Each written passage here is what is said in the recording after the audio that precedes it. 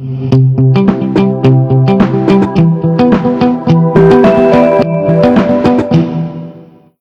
दोस्तों, info for investment के TA learning series में आपका स्वागत है। आज का वीडियो जो है इलेक्ट्रिक वेव थ्योरी के ऊपर है। ये टॉपिक जो है हम ऊपर के सब टॉपिक डिस्कस कर चुके हैं। इलेक्ट्रिक वेव थ्योरी के ऊपर रहने वाला है आज का टॉपिक, और ये बोनस वाला पार्ट भी जो है हम कवर कर चुके हैं। इलेक्ट्रिक वेव थ्योरी में हम क्या डिस्कस करेंगे, वीडियो का ऑब्जेक्टिव क्या रहने वाला है, पहले वो एक बार जान लेते हैं कि आज के वीडियो में हम क्या क्या कवर करने वाले हैं। आज के वीडियो में हम कवर करेंगे कि इलेक्ट्रिक वेव थ्योरी क्या होती है, इलेक्ट्रिक वेव थ्योरी में जो वेव बनती है उनका क्या नेचर्स होता है, उनको जो है बनाने के रूल क्या होते हैं, वेव फॉर्मेशन के रूल क्या होते हैं, और उनके जो है फिबोनाची, एक्सटेंशन और रिट्रेसमेंट के लेवल आज की वीडियो में हम जानेंगे। उन वेव के अंदर जो पैटर्न बनते हैं वो हम नेक्स्ट वीडियो में डिस्कस करेंगे, आज की वीडियो में हम डिस्कस नहीं करेंगे। तो आज के वीडियो का ऑब्जेक्टिव ये है। वीडियो को शुरू करते हैं और सबसे पहले जान लेते हैं कि इलेक्ट्रिक वेव थ्योरी क्या होता है। इलेक्ट्रिक वेव थ्योरी जो है हमारा 8 वेव से मिलके बनता है। ये साइकिल इलेक्ट्रिक वेव का जो साइकिल बनता है वो 8 वेव से मिलके बनता है। कौन कौन सी 8 वेव है आप यहाँ पे देख रहे होगे। ये आपकी जो है फर्स्ट वेव होगी, ये आपकी second wave, third wave, fourth wave और ये फिफ्थ वेव। ये आपकी ए, बी और सी, ये 8 वेव से मिलके जो है आपका इलेक्ट्रिक वेव की जो है साइकिल कंप्लीट होती है। ठीक है, अब इसमें से ये जो वेव 5 वेव है इनको हम बोलते हैं इम्पल्सिव वेव, और इसको बोलते हैं हम कोरेक्टिव वेव। ये हमारी जो है इम्पल्सिव वेव होगी और ये हमारी जो है कोरेक्टिव वेव हो गई। ठीक है, अब इलेक्ट्रिक वेव थ्योरी के बारे में आगे जानने से पहले कुछ चीज़ें डिस्कस कर लेते हैं कि इलेक्ट्रिक वेव थ्योरी को जो है डिस्कस करना क्यों ज़रूरी है, मतलब इसके इम्पोर्टेंस क्या है, और हमें जो है इसमें जो है इलेक्ट्रिक वेव थ्योरी में क्या सीखना, ताकि जो है क्योंकि इलेक्ट्रिक वेव थ्योरी में जो है कन्फ्यूजन है वो पहले से आपको क्लियर हो जाए कि हम जो है क्या सीखने वाले हैं। तो इलेक्ट्रिक वेव थ्योरी को जो है क्यों इम्पोर्टेंट है, क्योंकि जो है हमें तो जो है ट्रेडिंग की अपॉर्चुनिटी चाहिए। कोई भी चीज़ सीखने के क्यों सीखते हैं हम, टेक्निकल एनालिसिस, क्योंकि ताकि हमें जो है ट्रेड की अपॉर्चुनिटी मिले, ताकि हमें पता चले कि कहाँ हमें एंट्री लेना है, कहाँ हमें जो है प्रॉफिट बुक करना है। ठीक है, अगर मान लेते हैं यहाँ पे जो है ये वेव बनती है, वन वेव बनती है, और सेकंड वेव जब हमारी कंप्लीट हो जाती है, हमें पता चल जाता है कि हमारी सेकंड वेव कंप्लीट हो गई, अब थर्ड वेव स्टार्ट होने वाली है। तो यहाँ पे हम एंट्री लेके जो है इसके नीचे का स्टॉप लॉस लगा के थर्ड वेव के लिए जो है ट्रेड कर लें, और जब हमें पता चल जाए कि थर्ड वेव हमारी कंप्लीट होगी तो यहाँ पे हम प्रॉफिट बुक कर लें। फोर्थ वेव के रिट्रेसमेंट पे वापस एंट्री कर ले, और फिफ्थ वेव जहाँ पे कंप्लीट होती है वापस वो प्रॉफिट बुक कर ले। तो ट्रेड की अपॉर्चुनिटी हमें जानने के लिए जो है कोई भी चीज़ को हम स्टडी करते हैं। और फिफ्थ वेव में अगर आप निकल जाते हो तो आप जो है बड़े रिट्रेसमेंट से बच जाते हो, कि जो बड़ा रिट्रेसमेंट आता है उससे बच जाते हो, और जो है टाइम पे आप अपना जो है प्रॉफिट बुक कर लेते हो। इसलिए जो है हम इलेक्ट्रिक वेव थ्योरी को स्टडी करना इंपॉर्टेंट है। ठीक है, अब जो है इलेक्ट्रिक वेव थ्योरी में हम क्या स्टडी करने वाले हैं। इलेक्ट्रिक वेव थ्योरी हमें जो है क्या कहती है, इलेक्ट्रिक वेव थ्योरी हमें कहती है ये जो 8 वेव हैं, ये जो 8 वेव बनी है यही जो है बनती रहती हैं, चाहे आप चार्ट को जूम इन करो, जूम आउट करो। कहने का मतलब ये है कि छोटे टाइम फ्रेम में जाओगे तो भी आपको यही 8 वेव मिलेंगी, बड़े टाइम फ्रेम में जाओगे तो भी ये 8 वेव आपको मिलेंगी। मैं एग्जांपल से समझाता हूँ। अगर मान लेते हैं यहाँ पे हम जो है जूम इन करते हैं वेव को जूम इन करके देखते हैं, तो इसके अंदर वेव के अंदर जो है 5 वेव मिलेगी, 1 2 3 4 5। ये जो 5 वेव का बड़ा फॉर्मेशन आप देख रहे हो, ये जो है आपको छोटा फॉर्मेशन कहाँ पे मिलेगा, यहाँ पे मिलेगा 1 2 3 4 5। इसीलिए जो है इस वेव को क्या बोलते हैं, वेव 1 को इम्पल्सिव वेव बोलते हैं। इन पांचों को मिला के भी इम्पल्सिव बोलते हैं। वेव 1 हमारी इम्पल्सिव वेव होगी, वेव 3 हमारी इम्पल्सिव वेव होगी, और वेव 5 हमारी जो है इम्पल्सिव वेव होगी। इम्पल्सिव वेव क्यों, क्योंकि इनके अंदर भी जो है 5 वेव रहती है, 1 2 3 4 5, 1 2 3 4 5, इनके अंदर जो है 5 वेव रहती हैं। ये हमारी जो है इम्पल्सिव वेव हो गई। अब बड़े करेक्शन में भी जो है 2 इम्पल्सिव वेव होती है। वेव ए हमारी इम्पल्सिव वेव होगी, और वेव सी हमारी जो है इम्पल्सिव वेव होगी। इम्पल्सिव वेव क्यों, क्योंकि इनके अंदर भी जो है 5 वेव होंगी, 1 2 3 4 एंड 5। ठीक है, 1 2 3 4 एंड 5, ये हमारी जो है इम्पल्सिव वेव है। कोरेक्टिव वेव में क्या होता है, कोरेक्टिव वेव में 3 वेव बनती है, ए बी और सी। तो ये हमारी जो है कोरेक्टिव वेव हो गई। इसके अंदर 3 वेव मिलेंगी, ए बी सी, ए बी सी। ठीक है, ये हमारी कोरेक्टिव वेव होगी, ए बी सी। ठीक है, तो इम्पल्सिव वेव जो आपकी ट्रेंड के साथ बड़ी वेव बनती हैं वो हमारी आपकी इम्पल्सिव वेव होगी, और जो ट्रेंड के अगेंस्ट में रिट्रेसमेंट आता है वो आपकी जो है करेक्टिव वेव होगी। ठीक है, अब इम्पल्सिव वेव आपने देखा यहाँ पे जूम इन किया वेव को 1 को, तो आपको जो है 5 पैटर्न मिले। 3 को जूम इन किया तो इसके अंदर जो है फिर 5 वेव मिली। 5 को जूम इन किया तो इसके अंदर जो है 5 मिली। इसको जूम किया तो इसके अंदर जो है 3 पैटर्न मिले। वेव 4 को जूम इन किया तो ABC पैटर्न मिला। वेव 2 को जो है जूम इन किया तो जो है ABC पैटर्न मिला। तो करेक्टिव वेव में ABC पैटर्न मिलेगा और आपको इम्पल्सिव वेव में 5 वेव मिलेंगी, 1 2 3 4 5। अब ये जो जूम इन करके तो देख लिया, अब इसको जो है जूम आउट करके देखते हैं। जूम आउट करके देखोगे तो ये एक बड़ी वेव का यहाँ से लेके एक वेव स्टार्ट हुई आपकी इस पॉइंट से लेके, और इस पॉइंट पे जो है एक वेव आपकी कंप्लीट होती है, क्योंकि एक बड़ी वेव के अंदर वापस से वो जो है 5 वेव है। ये एक बड़ी वेव का पार्ट है। ठीक है, ये एक बड़ी वेव का पार्ट है। तो यहाँ पे आपकी एक वेव 1 होगी, यहाँ पे आपकी वेव 2, क्योंकि वेव 2 के अंदर आपका क्या होता है, करेक्टिव वेव है, तो ABC पैटर्न होता है।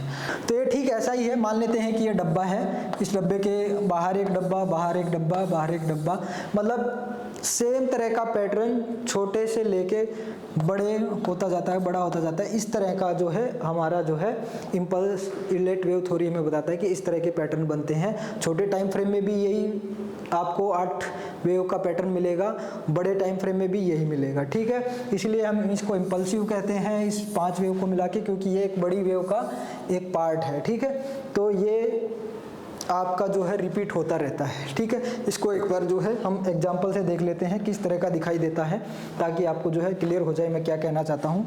यहाँ पे आप देख रहे होगे कि हम जो है इसको कैसे डिनोट करेंगे। ठीक है, यहाँ पे high degree wave, middle degree wave और जो है स्मॉल डिग्री वेव। ठीक है, स्मॉल डिग्री वेव कौन सी हो गई आपकी, जो हमें जिसको हमने ऐसे डिनोट किया है 1 2 3 4 5। मिडल डिग्री वाली जो है उसको ब्रैकेट से डिनोट किया है। ठीक है, और हाई डिग्री वाली को जो है सर्कल किया हुआ है वो। ठीक है, तो आपकी हाई डिग्री की वेव कहाँ से कहाँ तक हो गई। हाई डिग्री की वेव देखोगे तो यहाँ से सब वेव स्टार्ट होती है हमारी, और यहाँ पे आपकी जो है 1 वेव कंप्लीट होती है। ये आपकी एक जो है हाई डिग्री की वेव हो गई, और ये आपकी हाई डिग्री की रिट्रेसमेंट होगी वेव 2। ठीक है, अब इसके अंदर जो है जो वेव आप देख रहे होगे आपकी मिडल वेव जो है, मिडल 1 2 3 4 एंड 5। ठीक है, 1 2 3 4 5। अब इनके अंदर भी जो है आपकी स्मॉल डिग्री की वेव रहती है 1 2 3 4 5। तो ये जो है प्रोसेस कंटिन्यू ऐसे ही चलता रहता है। वेव के अंदर वेव पैटर्न होते हैं। इम्पल्सिव वेव के अंदर 1 2 3 4 5 पैटर्न होते हैं, करेक्टिव वेव के अंदर ABC पैटर्न होते हैं। ठीक है, और ये जो है एक बड़ी वेव का पार्ट बन जाता है। फिर ये जो पैटर्न फिर एक बड़ी वेव का पार्ट बन जाता है। ठीक है, इस तरह से जो है ये रिपीट होते रहते हैं। अब जो है वेव तो आप जो वेव है ना, आप उसको किसी भी तरह से बना सकते हैं। इन 8 वेव को किसी भी तरह से बना सकते हो। ऐसे भी बना सकते हो 1 2 3 4 5, ऐसे भी बन गई। ठीक है, या फिर ऐसे बना दो 1 2 3 4 5। ठीक है, तो किसी भी तरह से आप वेव पैटर्न को नहीं बना सकते, उसके रूल्स होते हैं, ताकि आपको पता चले कि भी आप जो वेव पैटर्न को काउंट कर रहे हो वो सही है या गलत है। उसके रूल क्या हैं, अगर वो रूल आपको नहीं पता होंगे तो आप उसको जो है सही से ड्रॉ नहीं कर पाओगे वेव पैटर्न को। तो वो रूल देख लेते हैं क्या क्या रूल हैं। 4 रूल हैं बेसिकली। पहला रूल हमें क्या कहता है, पहला रूल हमें कहता है कि वेव जो 2 है वो वेव 1 के स्टार्टिंग पॉइंट से नीचे तक के रिट्रेसमेंट नहीं दे सकती है। मतलब यहाँ पे जो है आपकी वेव 1 स्टार्ट होती है, और वेव 2 जो है यहाँ से अगर इसके नीचे चली जाती है, तो अगर नीचे चले जाती है तो फिर ये जो है वेव 2 नहीं है, हम जो है गलत काउंट कर रहे हैं। ठीक है, तो ये वेव 2 जो है इसके नीचे नहीं जानी चाहिए। पहला रूल ये हमें कहता है। दूसरा रूल कहता है कि वेव 3 जो है, इम्पल्सिव वेव जो होती हैं हमारी 3 होती है 5 में से, 1 3 और 5, ये 3 हमारी इम्पल्सिव वेव होती हैं। ठीक है, इम्पल्सिव वेव में से इनमें से सबसे छोटी जो है नहीं होनी चाहिए वेव 3, या तो सबसे बड़ी होती। ज़्यादातर केस में क्या होता है, वेव 3 हमारी सबसे बड़ी होती है, सबसे छोटी नहीं होनी चाहिए। रूल ये कहता है सबसे बड़ी अगर नहीं भी है तो सबसे छोटी नहीं होनी चाहिए। दूसरा रूल हमें कहता है कि वेव 3 सबसे छोटी नहीं होनी चाहिए वेव 1, वेव 3 और वेव 5 में से। ठीक है, तीसरा रूल हमें कहता है कि वेव 4 जो है हमारी वेव 1 की टेरिटरी में नहीं आनी चाहिए। यहाँ से आपका वेव 1 खत्म हुआ था, इस टेरिटरी में अगर वेव 4 आ जाता है तो जो है वो आपका नहीं होना चाहिए। तो आप जो अगर ऐसा होता है तो आप जो है वेव को गलत काउंट कर रहे हो, ये जो है वेव 4 नहीं है, ठीक है। लास्ट रूल हमें क्या कहता है? लास्ट रूल हमारा कहता है कि वेव 5 जो है वेव 3 के ऊपर कंप्लीट होनी चाहिए, इसके नीचे जो है कंप्लीट नहीं होनी चाहिए।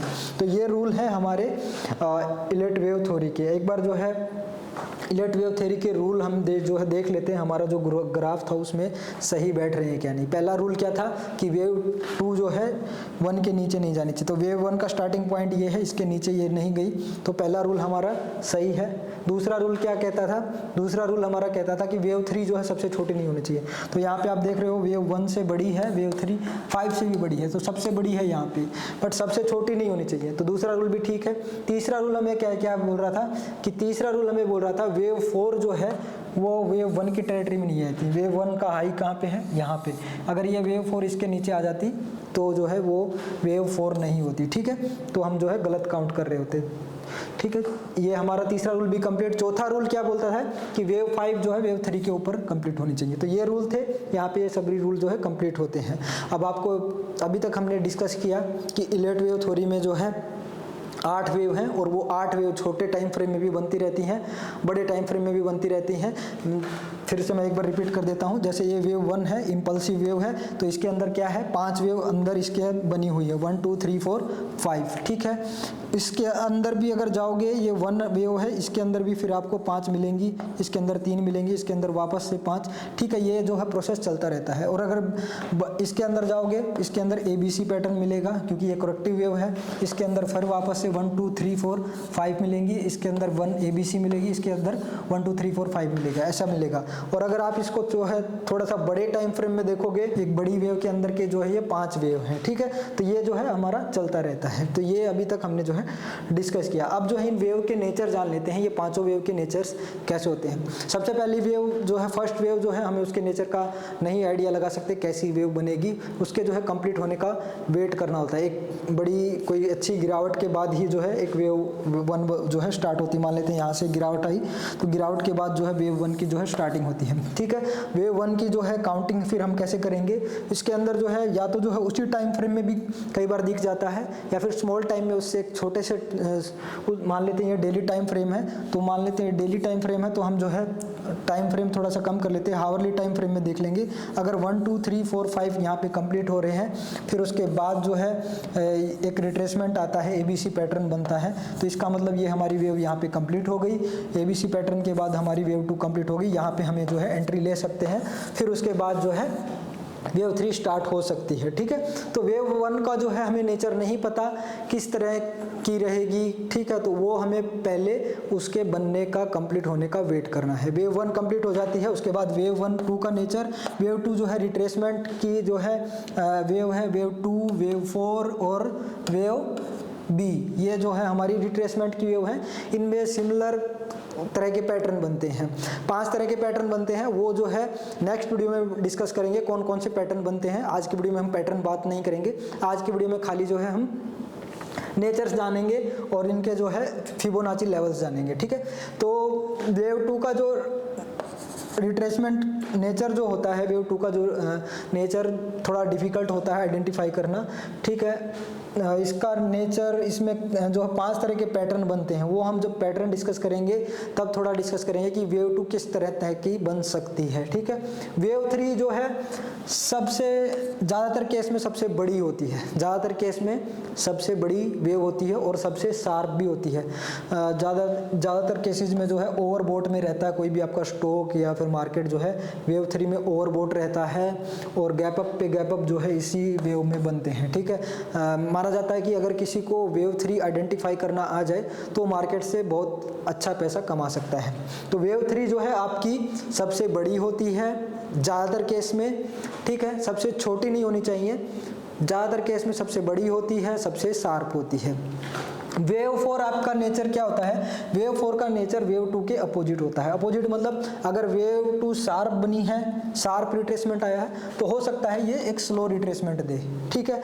वेव 2 छोटी बनी है तो हो सकता है ये थोड़ी बड़ी बने, ठीक है। तो ये लगभग जो है वेव 2 के अपोजिट बनती है वेव 4, ठीक है। वेव 5 का नेचर कैसा होता है? वेव 5 का नेचर होता है 3 के अपोजिट में। मतलब वेव 3 अगर हमारी एक्सटेंडेड है, एक्सटेंडेड मतलब ज़्यादा बड़ी है, कितनी बड़ी है वो हम जो है डिस्कस करेंगे फिबोनाची के लेवल में, ठीक है। अभी के लिए मान लो एक्सटेंडेड का मतलब ज़्यादा बड़ी, ठीक है। अगर वेव 3 आपकी एक्सटेंडेड है तो वेव 5 जो है आपकी छोटी बनेगी, ठीक है। अगर वेव 3 आपकी छोटी बनी है, एक्सटेंडेड नहीं है, तो आपकी वेव 5 जो है एक्सटेंडेड बनेगी। तो ये थोड़ा सा उसके अपोजिट रहती है वेव 3 के वेव 5, ठीक है। वेव 3 बड़ी बनेगी तो वेव 5 छोटी बनेगी, वेव 3 छोटी बनेगी तो वेव 5 बड़ी बनेगी, ठीक है।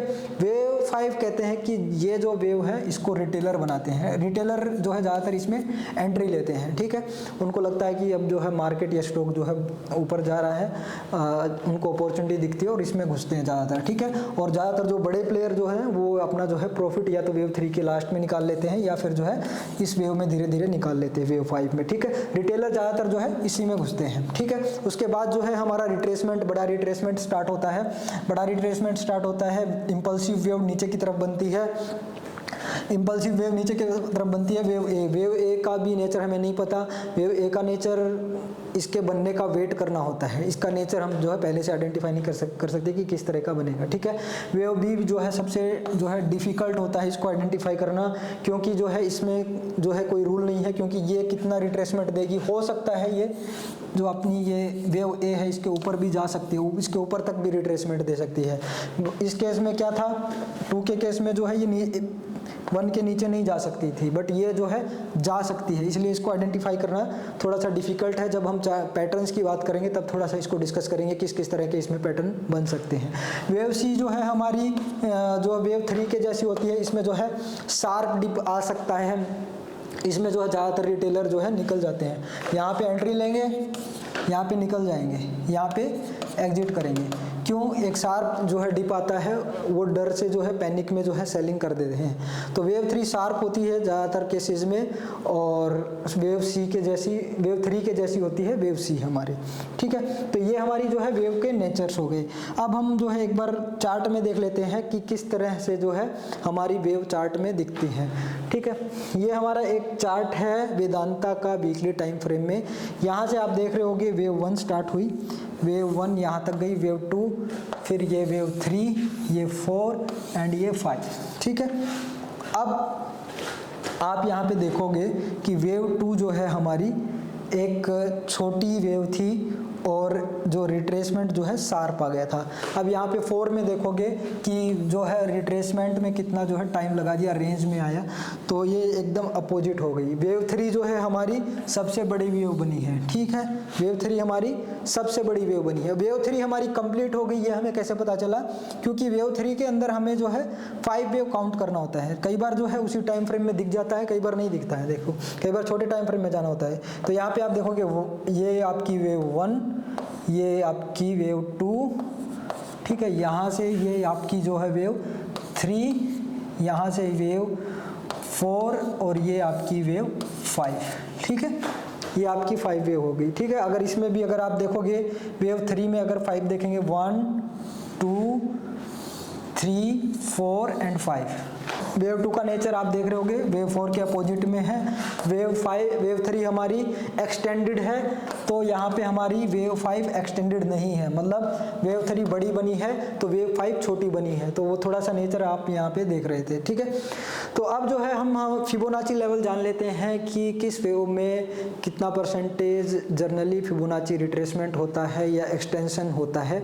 तो उसके लिए हम जो है चार्ट पे चलते हैं, चार्ट पे देख लेते हैं, वेव को ड्रॉ करना सीखते हैं और फिर जो है फिबोनाची के लेवल डिस्कस कर लेते हैं कितने परसेंट तक रिट्रेसमेंट या एक्सटेंशन होता है हर वेव के अंदर। अगले वीडियो में हम बात करेंगे फिर पैटर्न कौन कौन से बनते हैं, वेव 1 में कौन सा पैटर्न बनता है, वेव 2 में कौन सा पैटर्न बनता है, वो हम जो है नेक्स्ट वीडियो में बात करते हैं। तो चार्ट पे चलते हैं, रिट्रेसमेंट लेवल वहाँ पे देखते हैं। तो अब हम जो है चार्ट पे आ गए हैं। अब हम जानेंगे कि जो हमारी जो 8 वेव हैं इलेट वेव साइकिल की, उनके जो है इम्पोर्टेंट फिबोनाची रिट्रेसमेंट और एक्सटेंशन लेवल। तो वो बात करने से पहले एक बार हम जान लेते हैं कि फिबोनाची एक्सटेंशन और रिट्रेसमेंट को कैसे मेजर करते हैं, कैसे इसको ड्रॉ करते हैं, ठीक है। तो मान लेते हैं कि ये हमारी जो है इलेट वेव साइकिल है 8 वेव की, 1 2 3 4 एंड 5, ठीक है। ये हमारी जो है 8 वेव की इलेट वेव साइकिल हो गई। तो हम जो है फिबोनाची लेवल को अगर आप यहाँ पे देखोगे, जो ये आपका ड्राइंग टूल की जो ये बार है, इसमें जो है सेकंड नंबर पे यहाँ पे आप देखोगे तो स्टार्टिंग में यहाँ पे आपको फिबोनाची रिट्रेसमेंट और एक्सटेंशन का जो है आपको ऑप्शन मिल जाएगा। इसको जो है आप अपनी फेवरेट लिस्ट में ऐड कर लेते हैं। तो जो भी हमें चाहिए वो हमने हमारी फेवरेट लिस्ट में ऐड कर लिया, ठीक है। तो वेव 1 हमारी बन जाती है, इसका कोई मेजरिंग नहीं करना होता है हमें। वेव 2 का जो है हमें, ये हमारी एक करेक्टिव वेव है, तो करेक्टिव वेव में हमें क्या करना होता है, रिट्रेसमेंट को मेजर करना होता है। करेक्टिव वेव में रिट्रेसमेंट को मेजर करना होता है। और इम्पोर्टेंट रिट्रेसमेंट लेवल कौन से हैं, 23.6, 38.2, 61.8 और 78.6 और 100%, ये जो है इम्पोर्टेंट रिट्रेसमेंट लेवल होते हैं। एक्सटेंशन के इम्पोर्टेंट लेवल कौन से होते हैं, एक्सटेंशन हम जो है इम्पल्सिव वेव का जो है आइडिया लगाते हैं कि कहाँ तक की जो है हमारी वेव 3 एक्सटेंड कर सकती है। तो इम्पल्सिव वेव को अंदाज़ा लगाने के लिए हम जो है फिबोनाची एक्सटेंशन का यूज़ करते हैं। तो एक्सटेंशन के इम्पोर्टेंट लेवल कौन कौन से होते हैं, एक्सटेंशन में इम्पोर्टेंट लेवल होते हैं 38.2, 61.8 और 100, 123, 123.6 और 161.8, ये आपके जो है एक्सटेंशन के इम्पोर्टेंट लेवल हो गए, ठीक है। अब हम जो है बात कर लेते हैं हमारे मेजर कैसे करते हैं रिट्रेसमेंट को और एक्सटेंशन को, ठीक है।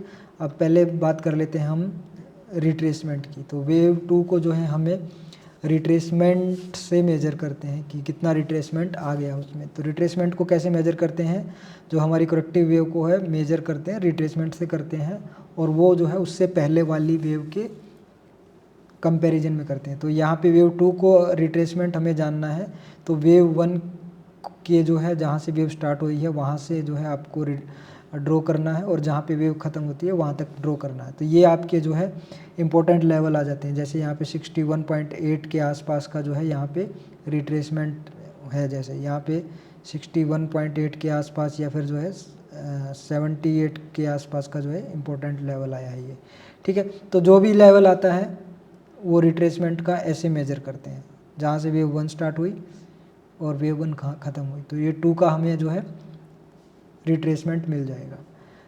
वेव 4 का रिट्रेसमेंट जानना है तो हमें जो है वेव 3 जहाँ से स्टार्ट होती है और वेव 3 जहाँ पे ख़त्म होती है वहाँ तक ड्रॉ करना होता है, ठीक है। जैसे यहाँ पे 38% के आसपास तक का रिट्रेसमेंट हुआ है, ठीक है।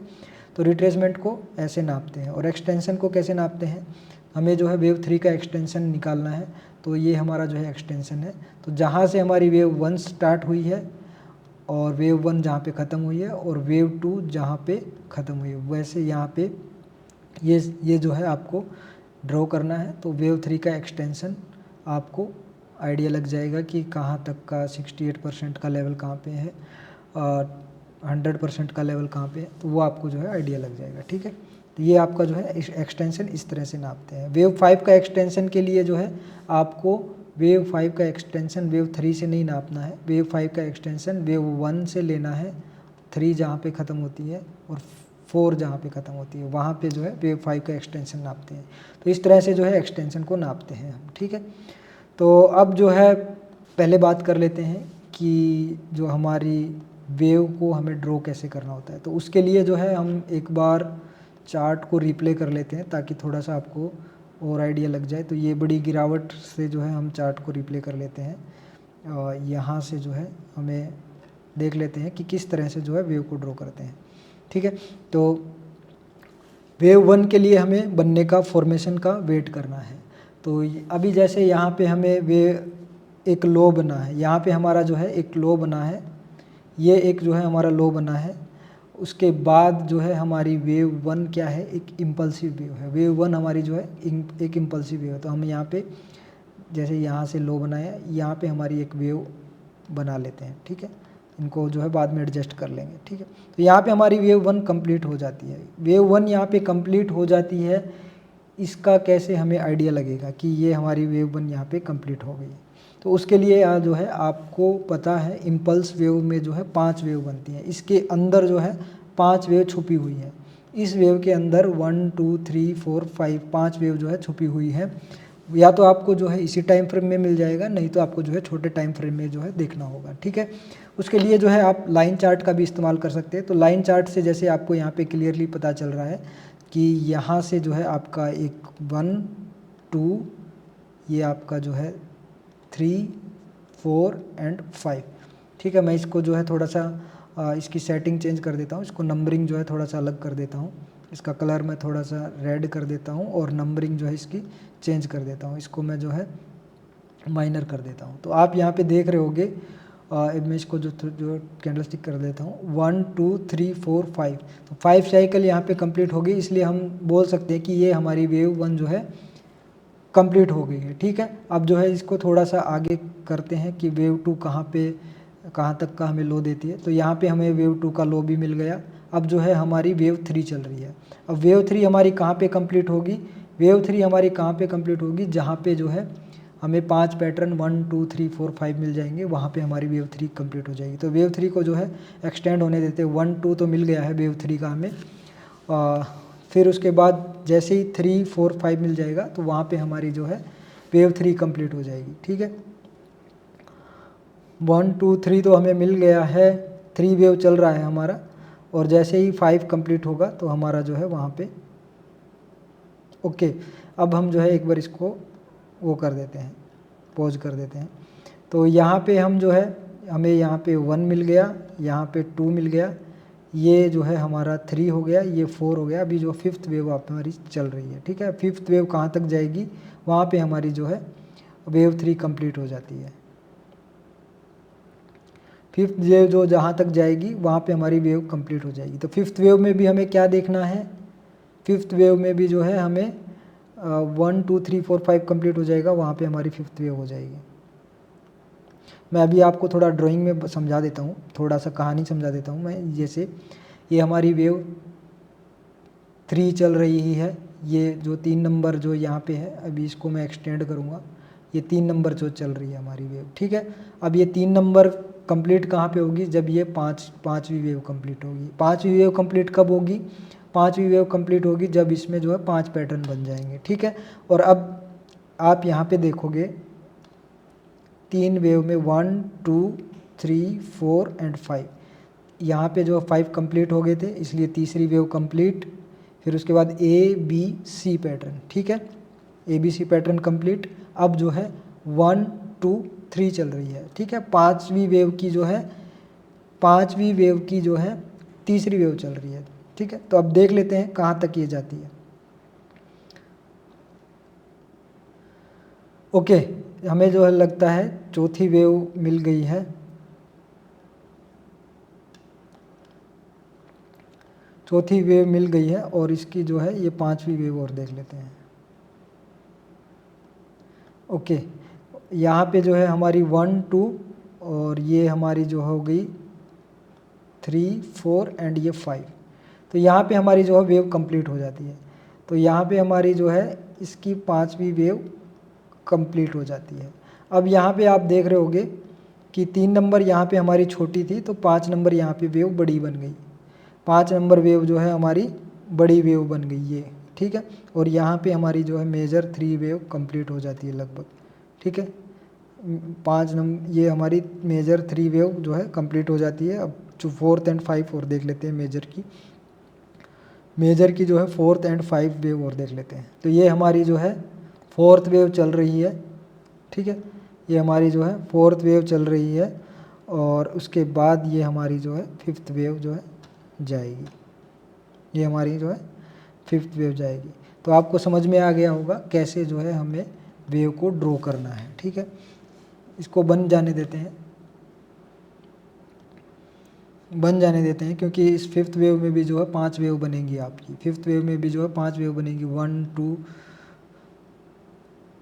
3 4 एंड 5। देखते हैं 5 कहाँ तक जाती है।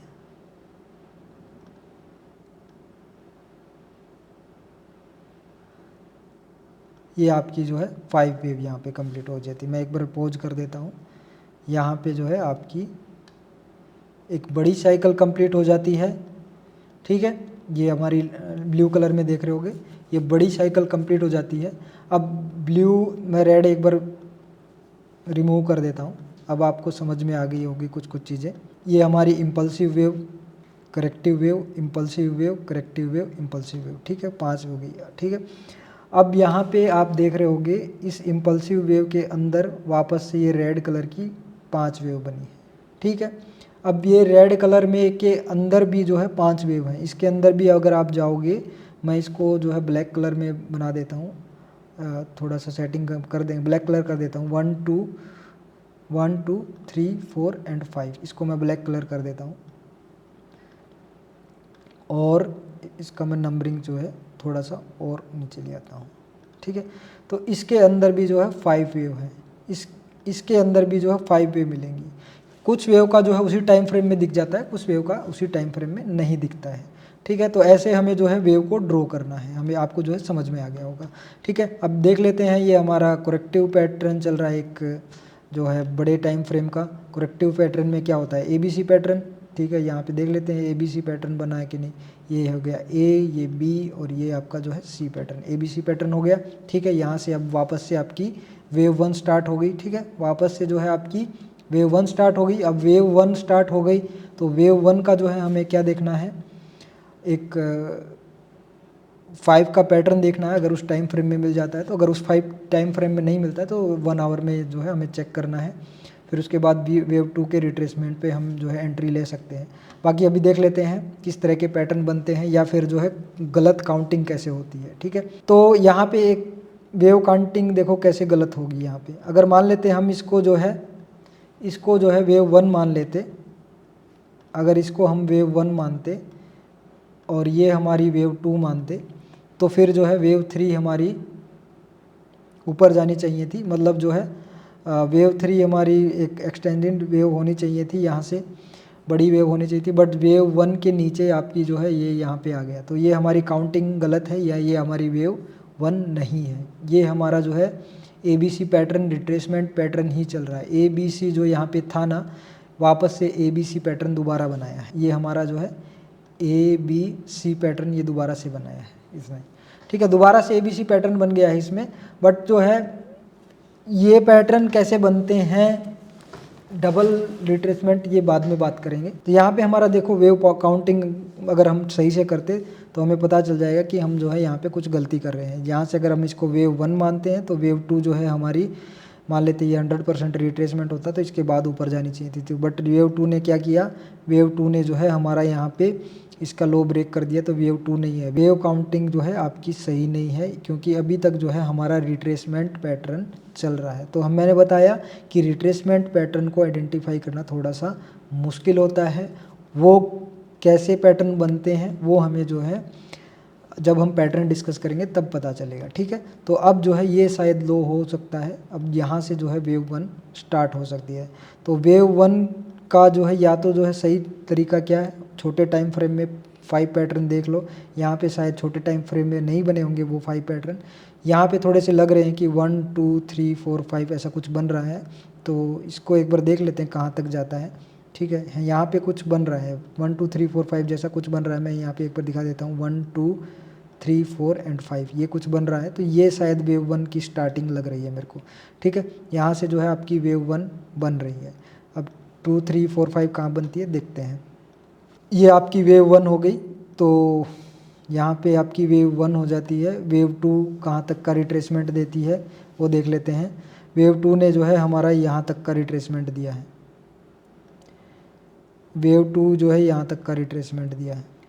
ये आपका जो है वेव 2 का रिट्रेसमेंट हो गया। अब जो है आपकी वेव 3 चल रही है, वेव 3 आपकी जो है अब चल रही है। वेव 3 कहाँ तक जाएगी उसका अंदाज़ा कैसे लगेगा, उसका अंदाज़ा जो है वापस से 1 2 3 4 5 आपको करना होगा, ठीक है।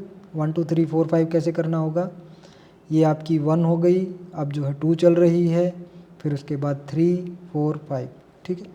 वहाँ पे आपकी जो है 3 का जो है कंप्लीशन का जो है हम कैसे पता करेंगे, यहाँ से आपकी जो है दोबारा से 1 2 चल रही है, 3 4 5। देखते हैं कहाँ पे बनती है। मैं इसका कलर चेंज कर देता हूँ, नंबरिंग चेंज कर देता हूँ ताकि हमें जो है ठीक से आइडिया लग जाए। इसका कलर मैं कर देता हूँ रेड और नंबरिंग मैं कर देता हूँ इसमें मिनट वाली कर देता हूँ। चलो ठीक है, तो ये हमारी जो है नंबरिंग हो गई। तो अब देख लेते हैं 1 2 3 कहाँ तक जाती है। वेव 3 में जो है 1 2 बन गया है, अब वेव इसका 3 बन रहा है। 1 2 ठीक है, इसका वेव 3 बन रहा है। इसको मैं थोड़ा सा फास्ट कर देता हूँ। ठीक है, इसको मैं फास्ट कर देता हूँ। तो ये हमारा कंप्लीट हो गया। तो यहाँ पे जो है हमारी वेव 3 बनी, ये इसकी 4, अब जो है इसकी 5th वेव चल रही है। तो बड़ी साइकिल की ये क्या है, ये 1 2 थी, ये बड़ी साइकिल की जो है वेव 3 चल रही है और उसके बाद वेव 4 बनेगी और वेव 5। ठीक है, तो ये अभी जो है 1 2 3 बना है इसका 4 और ये जो है 5th वेव अभी जो है चल रही है। 5th वेव कहाँ तक जाएगी वो देखना होगा। यहाँ पे जो है कंप्लीट हो गया। तो इस तरह से हमें जो है वेव को काउंटिंग करना है, वो आपको जो है समझ में आ गया। अब जो है फिबोनाची लेवल देख लेते हैं कि किस में कितना फिबोनाची रिट्रेसमेंट और जो है एक्सटेंशन होता है। तो यहाँ पे हमने जो वेव बनाई थी उसको एक बार देख लेते हैं। ये एक बार बना लेते हैं 1 2 3 4 एंड 5। ठीक है, ये हमारी जो है 5 वेव हो गई है। ठीक है, इन्हीं में हम जान लेते हैं कि क्या फिबोनाची रिट्रेसमेंट और एक्सटेंशन लेवल रहते हैं। वेव 1 का बताया था, कोई एक्सटेंशन लेवल या वेव 1 का जो है हमें मेजर नहीं करना होता है। वेव 2 पे आते हैं सीधा। वेव 2 में जो है इम्पोर्टेंट रेंज जो होती है हमारी वेव 2 की रिट्रेसमेंट की, वो जो है हमारी होती है 38.2 से 61.8 के बीच में। इस रेंज के बीच में ज़्यादातर टाइम जो है फिबोनाची रिट्रेसमेंट आता है वेव 2 का। इसमें मैक्सिमम लिमिट कितनी होती है रिट्रेसमेंट की, 100%। मतलब जो है वेव 2 जो है यहाँ तक 100% तक का रिट्रेसमेंट देती है। इसके नीचे जाएगी तो रूल ब्रेक होता है। तो मैक्सिमम कितने जा सकती है रिट्रेसमेंट दे सकती है, 100% तक। मिनिमम कितना, मिनिमम की कोई लिमिट नहीं, नो लिमिट। जर्नली क्या होता है, इतनी होती है। ज़्यादातर केस में क्या होता है 60 to 70% जो है ये रेंज होती है। ठीक है, मैक्सिमम इतना जा सकती है, मिनिमम कोई लिमिट नहीं है। ठीक है, तो अब इस केस में क्या होगा, हमारा रिट्रेसमेंट कितना हुआ है, यहाँ से लेके वेव 2 यहाँ पे ख़त्म हुई है। तो आप लगभग देख रहे हो जो हमारी 38 से 61 के बीच में ही जो है हमारा ये रिट्रेसमेंट हुआ है। मैं इसको जूम करके थोड़ा सा दिखाता हूँ। यहाँ पे अगर आप जूम करके देखोगे तो ये आपका 38% लेवल, मैं थोड़ा ड्राइंग से बता देता हूँ। यहाँ से जो है आपका 38% स्टार्ट होता है और यहाँ से आपका 61, तो इसके बीच में ही जो है रिट्रेसमेंट दिया है। तो यहाँ पे आपका रिट्रेसमेंट 38 से 61.8 के बीच में रहता है ज़्यादातर केसेस में वेव 2 का। ठीक है, वेव 3 का एक्सटेंशन क्या रहता है ज़्यादातर केस में, वो देख लेते हैं। वेव 3 का जो है एक्सटेंशन वो जो है नॉर्मल केसेस में 161 के आसपास रहता है। ठीक है, मिनिमम जो है 100% होना चाहिए एक्सटेंशन। मिनिमम जो है वेव 3 में कितना होना चाहिए, वेव 3 की बात कर लेते हैं एक बार। वेव 3 में जो है मिनिमम जो है एक्सटेंशन 100% होना चाहिए। मिनिमम का मतलब वेव 1 से कम वेव 1 के जितनी होनी चाहिए। ठीक है, और मैक्सिमम जो है इसमें एक्सटेंशन वेव 3 में होना चाहिए। मैक्सिमम वैसे तो देखो लिमिट नहीं है कोई भी मैक्सिमम की, बट ज़्यादातर जो केसेस में जो है 161 तक जो है जाता है। अगर आपकी वेव 3 161.8 से ऊपर चलेगी तो उसको हम बोलेंगे एक्सटेंडेड। मिनिमम कितनी होनी चाहिए, वेव 3 की बात कर रहे हैं, मिनिमम जो है 100% होनी चाहिए। ठीक है, एक बार मैं जो है रिमूव कर देता हूँ ड्राइंग को। ठीक है, दोबारा से एक बार बना लेते हैं। 1 2 3 4 एंड 5। ठीक है, मिनिमम की वेव 3 की बात कर रहे हैं तो वेव 3 में जो है मिनिमम जो है 100% एक्सटेंशन होना चाहिए और मैक्सिमम नो लिमिट। और जब 161 से ऊपर 161.8 से ऊपर एक्सटेंशन हो जाता है तो उसको हम बोलते हैं एक्सटेंडेड जो मैंने बताया था कि बाद में बात करेंगे एक्सटेंडेड वेव के बारे में, एक्सटेंडेड क्या होता है, ठीक है। तो वो हमारा एक्सटेंडेड केस हो गया, ठीक है। अब जो है इस केस में देख लेते हैं वेव 3 में जो है ये हमारी एक्सटेंडेड है या नहीं है, ठीक है। तो यहाँ पे हम 1 से स्टार्ट करते हैं, 161 के नीचे में है, ये हमारा 161.8 का लेवल है, तो इसके नीचे है तो वेव 3 यहाँ पे हमारी एक्सटेंडेड नहीं है। तो हमने बताया था अगर वेव 3 हमारी एक्सटेंडेड नहीं होती है तो हमारी वेव 5 एक्सटेंडेड होती है। तो यहाँ पे हमारी वेव 5 जो है एक्सटेंडेड मिलेगी, वो वेव 5 की बाद में, वेव 5 की बात जो है जब वेव 5 के जब आएंगे तब तो बात करेंगे, ठीक है। अभी जो है हमारा वेव 3 जो है आप देख रहे होगे वो एक्सटेंडेड नहीं है, ठीक है। तो ये हमारा जो है ये हमारा हो गया वेव 3 का। वेव 3 में मिनिमम 100% एक्सटेंशन होना चाहिए, 161 से ज़्यादा हुआ तो वो एक्सटेंडेड वेव 3 कहलाएगी। वेव 4 का आप जान लेते हैं। वेव 4 में जो है रिट्रेसमेंट की रेंज क्या होती है, वेव 4 की रिट्रेसमेंट की रेंज जो है जनरली क्या होती है, वो 23.6 से लेके 38.2 के बीच में होती है। वेव 3 की जो है रिट्रेसमेंट 23.6 से 38.8 के बीच में होती है। ये वेव 1 की टेरिटरी में नहीं आनी चाहिए, ठीक है।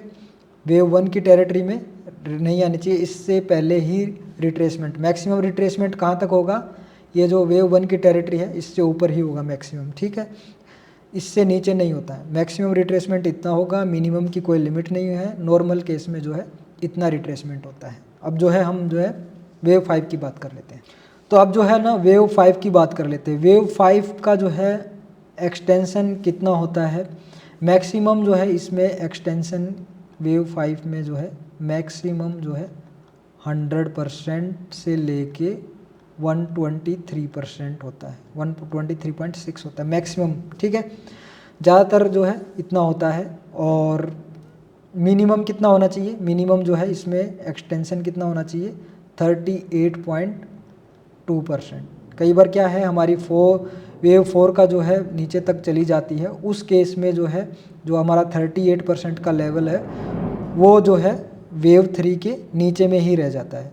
वेव 3 के नीचे में रह जाता है तो हमारा रूल ब्रेक हो जाता है। तो वेव 3 के कम से कम ऊपर में जाना चाहिए और मिनिमम जो है हमारा 38.2 रहना चाहिए।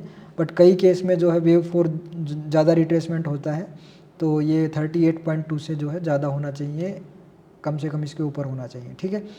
तो मिनिमम 38.2%, मैक्सिमम 100 से लेके 123.6 तक होना चाहिए, ठीक है। अब इसको एक्सटेंडेड वेव कब बोलेंगे, जब ये 61.8 के ऊपर जाएगी। वेव 5 61.8 के ऊपर जाएगी तो उसको जो है एक्सटेंडेड वेव बोल लेंगे। तो इसको मेज़र कैसे करेंगे, इसको मेज़र वेव 5 को एक्सटेंशन को जो है 3 से नहीं मेज़र करना है, इसको वेव 1 से मेज़र करना है और 3 से 4, ठीक है। अब यहाँ पे देखो 61 का लेवल कहाँ पे है, 61 का लेवल जो है वो आपका यहाँ पे है, यहाँ पे है। तो ये हमारी क्या है, एक्सटेंडेड हो गई वेव 5। वेव 3 एक्सटेंडेड नहीं थी तो इसके लिए हमारी वेव 5 एक्सटेंडेड हो गई। और यहाँ पे जो है आपका 100 का लेवल है तो 100 तक का इसने जो है एक्सटेंशन दिया। मैक्सिमम कहाँ तक जाती, मैक्सिमम जो है 100 से लेके 123 यहाँ तक ही जाती है वेव 5, ठीक है। तो ये हमारे फिबोनाची लेवल के रिट्रेसमेंट और एक्सटेंशन लेवल थे। कैसे ड्रॉ करते हैं ये हमने जान लिया, और कौन से लेवल जो है रिट्रेसमेंट के और एक्सटेंशन के जर्नली केस में होते हैं, मिनिमम क्या लिमिट होती है, मैक्सिमम क्या लिमिट होती है, वो हमने जो है डिस्कस कर लिया है, ठीक है। वेव 5 का एक्सटेंशन आपको याद रखना है, वेव 1 से लेके वेव 3 तक जाना है और वेव 4 के एंड तक जाके तभी जो है हमें मेजर करना है। वेव 3 के स्टार्ट पॉइंट से जो है हमें मेजर नहीं करना है वेव 5 का, ठीक है। बाकी सभी में जो है पिछले लेवल से। अब जो है ABC पैटर्न की बात कर लेते हैं। तो ABC पैटर्न में जो हमारा जैसे यहाँ पे ABC पैटर्न बना है तो उनमें क्या हमारे लेवल रहते हैं रिट्रेसमेंट के और एक्सटेंशन के। यहाँ पे हमारा जो है A, B और ये C पैटर्न रहता है, ठीक है।